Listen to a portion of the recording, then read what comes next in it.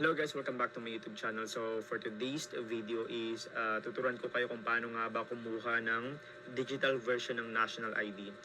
So ngayon, sobrang dami nang naka-receive ng kanilang mga national ID pero sobrang dami pa rin mga taong hindi naka-receive ng kanilang mga national ID na kagaya ko.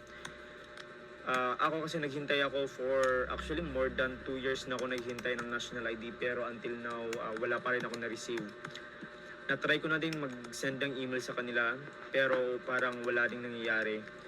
So, I think 2 days ago ata nag-launch na yung government natin na while nag-wait tayo ng ating national ID, pwede na tayong mag-generate or pwede na tayong kumuha ng digital version ng ating national ID.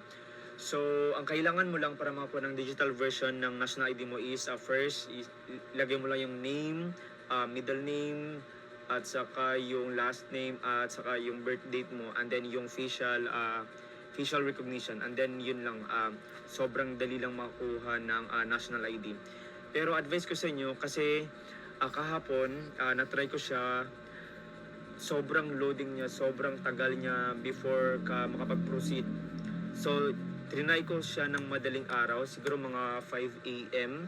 Doon lang sobrang dali lang makakuha ng national ID. So siguro baka dahil sa sobrang daming taong gusto makakuha ng national ID, baka nagka-crash or baka sa sobrang daming traffic.